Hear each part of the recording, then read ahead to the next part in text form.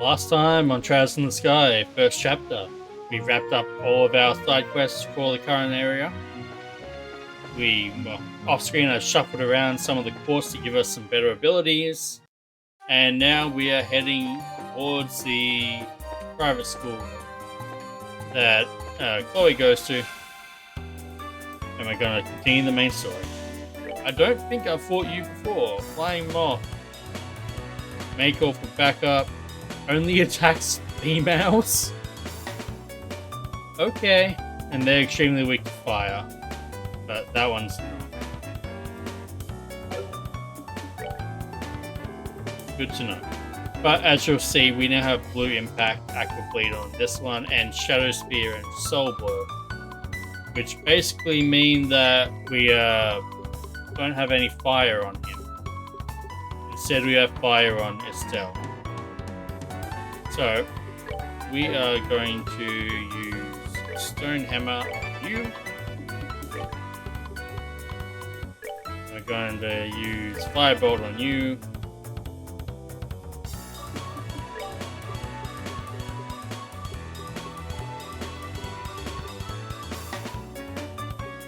Yeah, a lot of her super OP abilities are no longer a thing, but that's okay. Because presumably she's not going to be in the party much longer after the next story event, so we'll just take all of her good stuff for ourselves.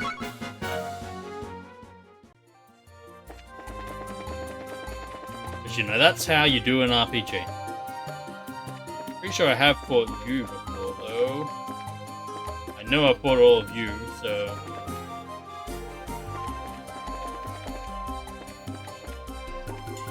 For you guys...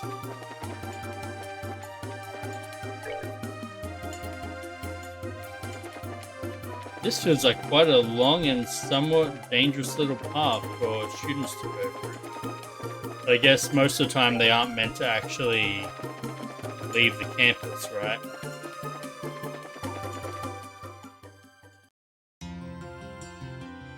Welcome to the Jenis Royal Academy.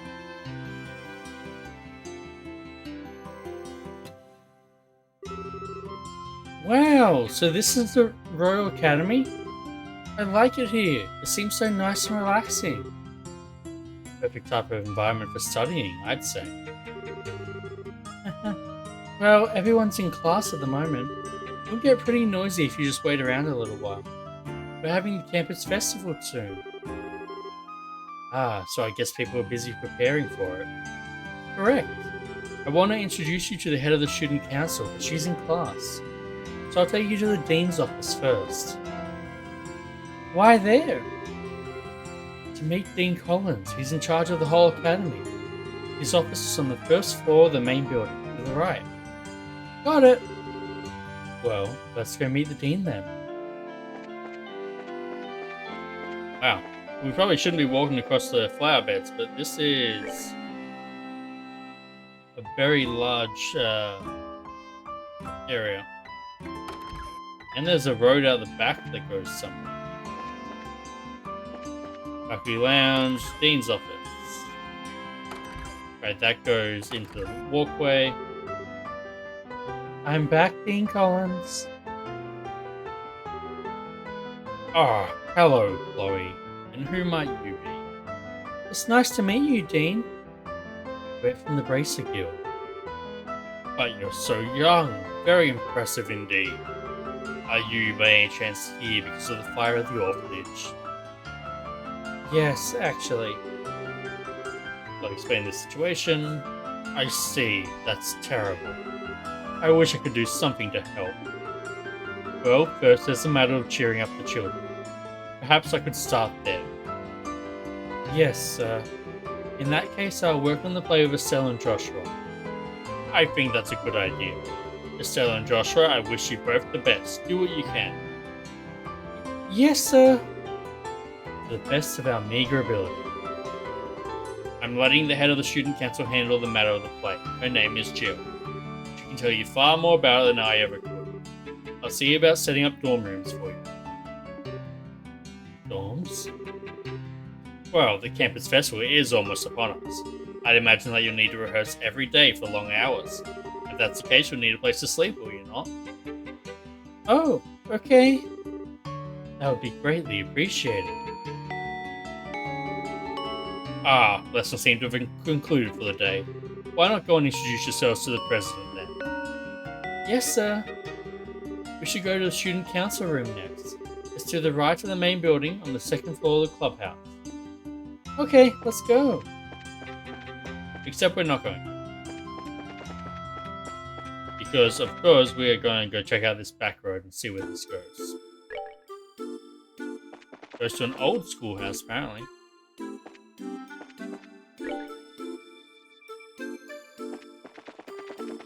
How can I not explore when it gives me a mysterious back road? Did I briefly... thought I saw an exclamation mark pop up, but I guess not.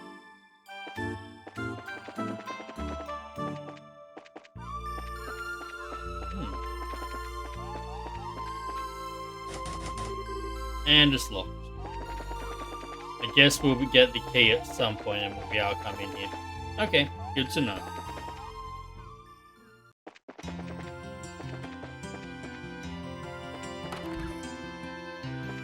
The Academy Clubhouse.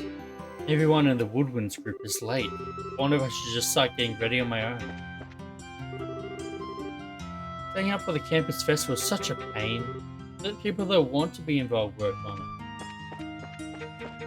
I'm kind of there with you, but that's just... yeah, I'm not much one for festivals. Well, Jenis lunch, because that will unlock a recipe. So, how's the festival setup going? You need to keep your strength up, so big servings all around. Come by anytime. I already have the recipe for that, which means I already know how to make it. Nice. Material archives, boys' locker room. The festival setup phases when the club practices and rests. Today, this is all we had to practice with. That's obviously pretty crucial. How's it feel to settle to be in a boys' locker room?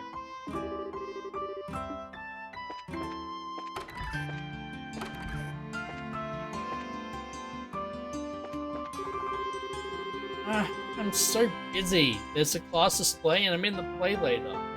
Plus, I have to help with the club's food stand. All of it's going to be a little bit much, even for me. I wonder if I should drop one of them. Sometimes people don't really make their meanings clear. Huh? Everyone agreed that it was a lot, but if we all put in our fair share, we'd get it taken care of. But he who has made the least progress will inevitably be the one to proclaim how busy he is. What are you getting at? Just that I wonder which one makes you feel the busiest. Because I always figured you'd handle all of them, no problem. Alright, I get it already. I'll keep working on all of them. Very skillfully handled. Student council room. So busy.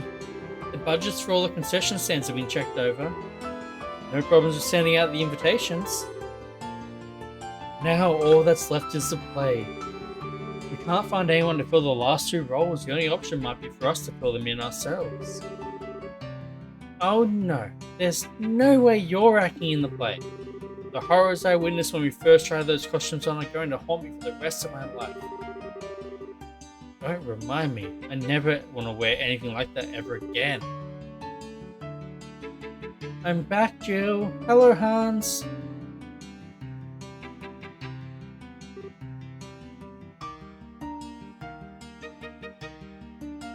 Chloe! I heard about the fire. It must have been awful.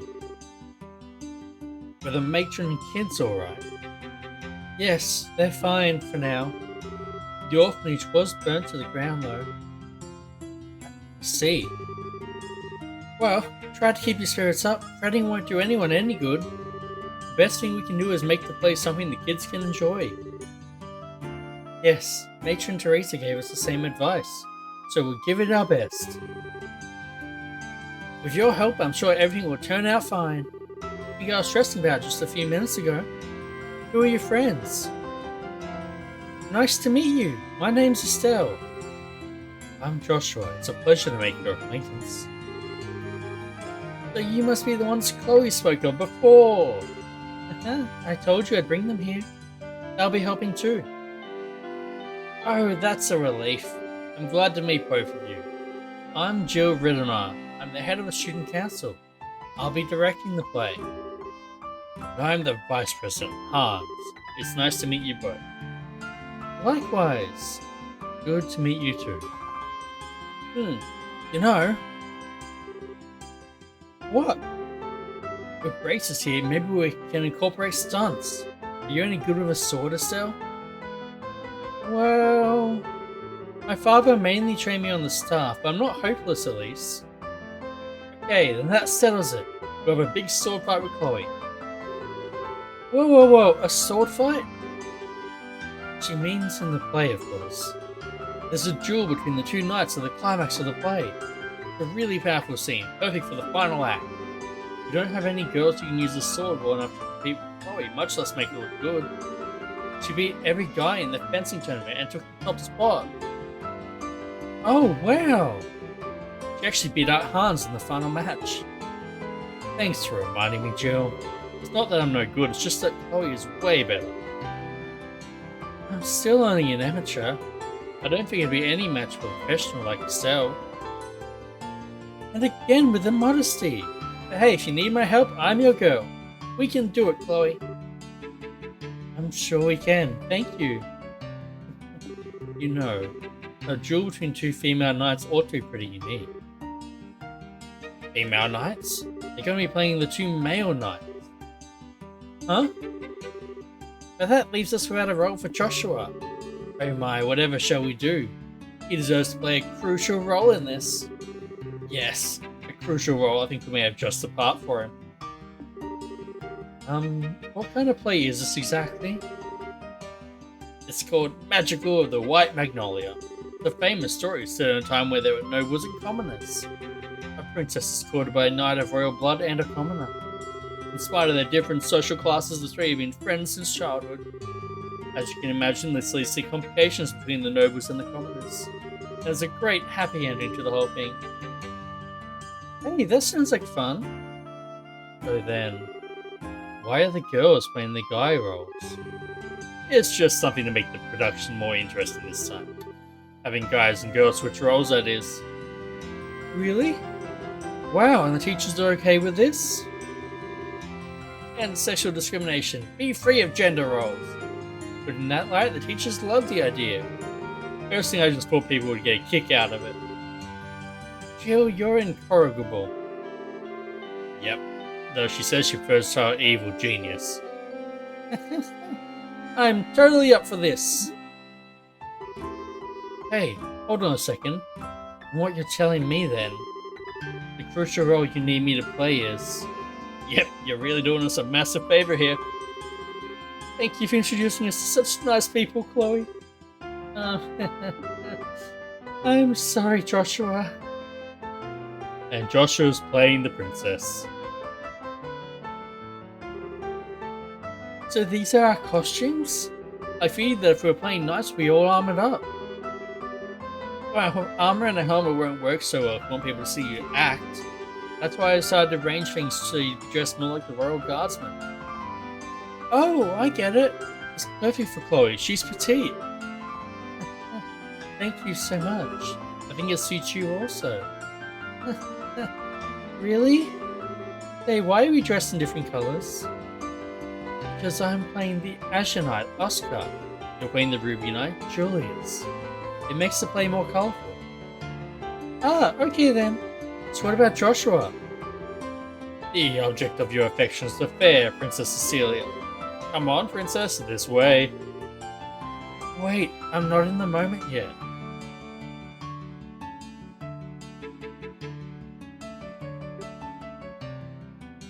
Wow, Joshua, you really pulled that off. Where'd that long hair come from? If you're gonna say something, say it. Don't leave me in suspense. Well, how should I put it? I think it looks perfect. I'm shocked. You look beautiful. Indeed, such poise. Why, if I didn't know what's really going on under there, I'd be smitten at the very sight of you. Well, thank you for being so honest about it, at least. I'm not so thrilled, but... this is just as I'd hoped. I think everyone will be pretty pleased with the casting. Come on, everyone, let's make this play one to remember.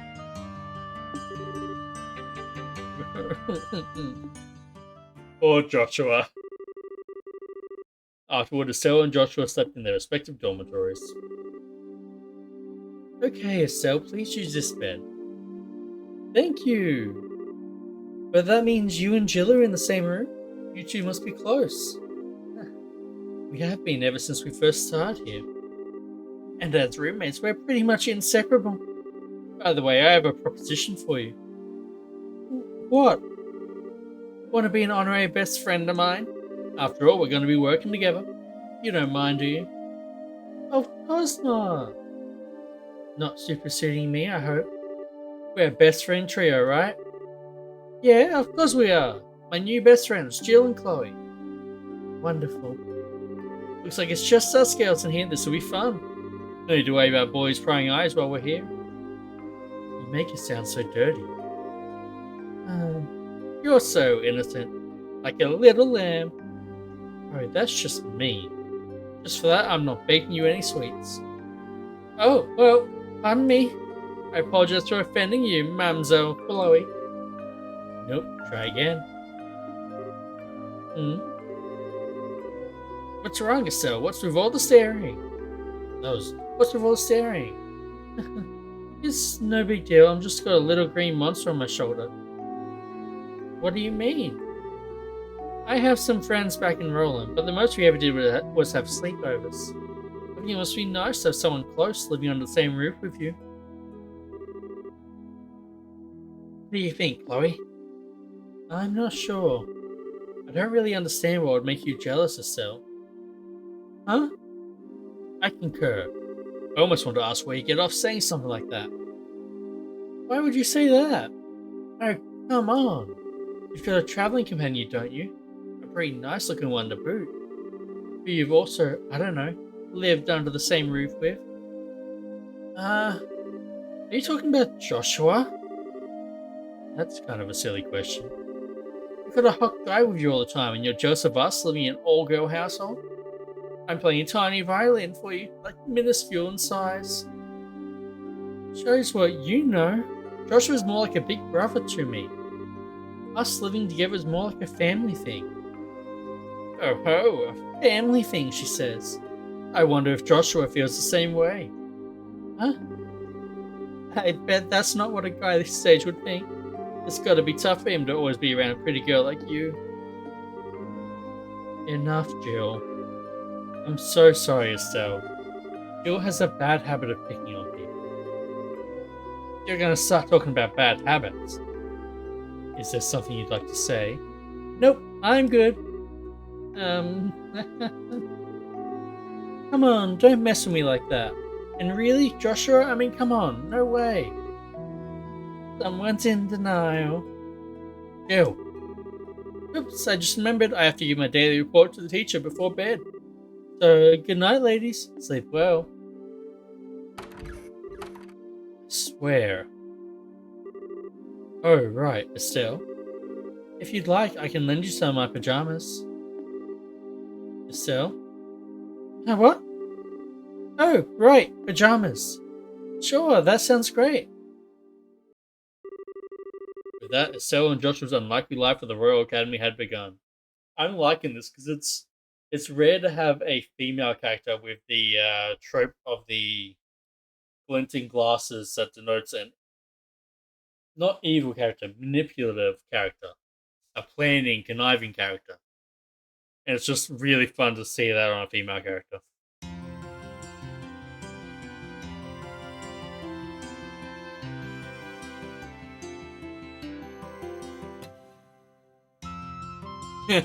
And so went back to sleep.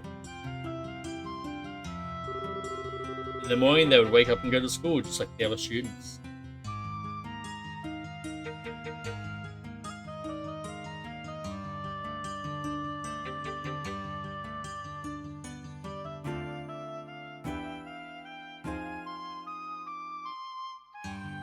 Estelle thought she was done with schooling.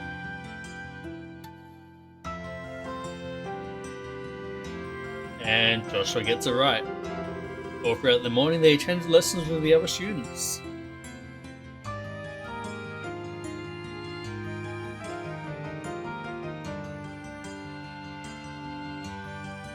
Get together for lunch. As the day wore on, lunch was enjoyed by all over pleasant, silly conversation, mostly revolving around how Joshua might look in heels. Oh, please do.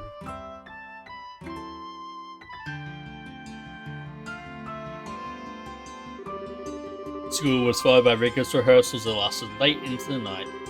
Everyone was having such fun that time seemed to fly by. And the day before the festival. My friend, I fear that this was inevitable. Perhaps fate always intended for us to meet in so base a fashion. Speak though we may both be unburdened, if nothing else for our beloved princess. We would cleave a path through fate with our own hands, but at this moment my words and her smile seemed lost. As fear clutched your heart, Oscar. But what is this passion that pierces me to the quick? Though I have no wish to fight you again, it would seem that I am left with little choice. Before this storm, by the name of revolution, should claim us both, take up your sword and we shall let fate decide. Yes, and may the goddess above see our spirits as they truly are. Come then, let it be done. Indeed. Woo! Woo.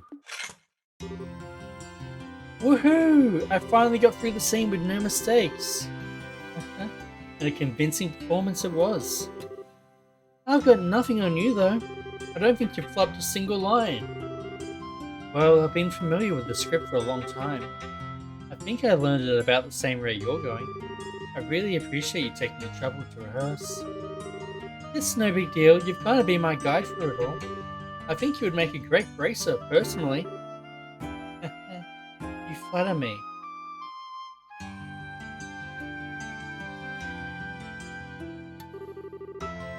We finally do this for real tomorrow. Hope Matron Teresa and the children will enjoy it. They really mean a lot to you, don't they? They're like your family. I'm sorry, did I say something wrong? No, you're exactly right. They're the ones who taught me the real value of family. Both of my parents died shortly after I was born. What? I was left in the care of an affluent relative. I never wanted for anything. But I really had no idea what having a family was like. It was 10 years ago that I met the matron. 10 years ago? Was that during the 100 Days War?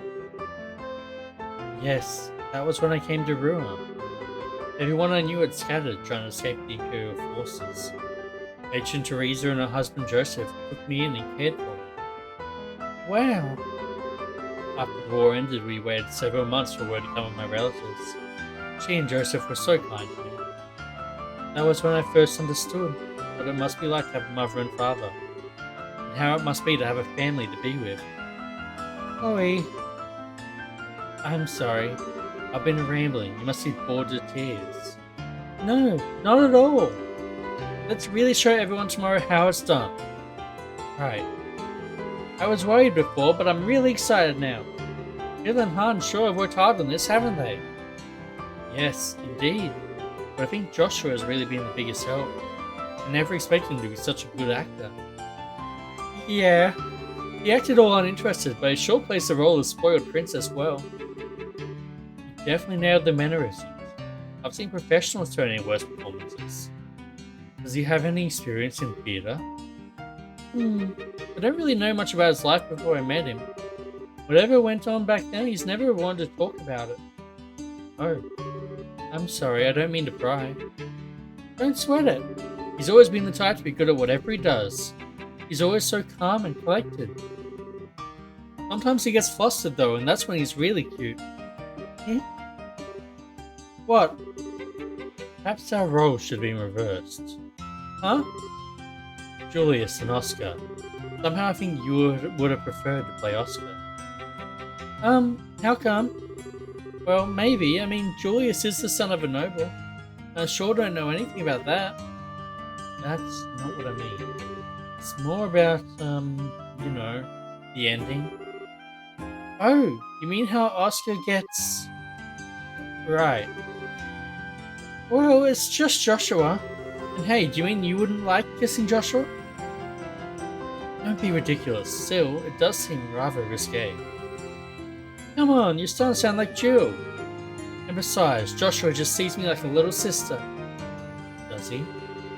He's always treated me like a little kid, especially with my dad around. It drives me nuts. Anyway, there's absolutely nothing like that going on. Okay. Ah, there you are. Sorry about that. Joshua! Hans. Rehearsal's over and you're still practicing. That's some dedication you two have. Ready for the big duel scene? Just leave it to us. It'll be flawless. Really? I look forward to seeing it.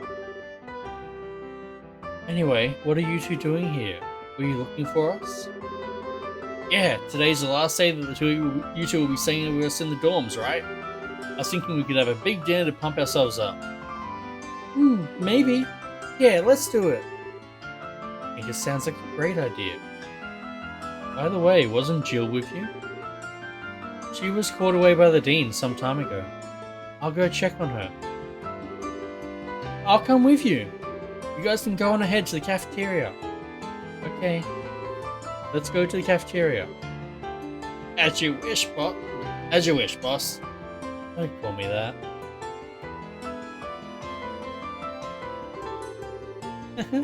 Looks like they've really hit it off. Sometimes it worries me that he doesn't really let people get close. What? Oh, it's nothing. Okay then, let's go get changed. It'd be kind of embarrassing to walk around like this. I have to agree. That should do it. Wanna go meet up with Jill? Alright, let's go to the Dean's office. And we're gonna be doing that next time on Clouds in the Sky, first chapter. See you then.